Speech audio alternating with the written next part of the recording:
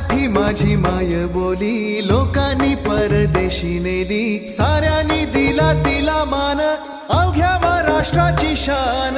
संस्कृतीचा मेळ घडतो नाही जिथे तुझा भाव, बनतो भाषांचा इंद्रधनुष्य.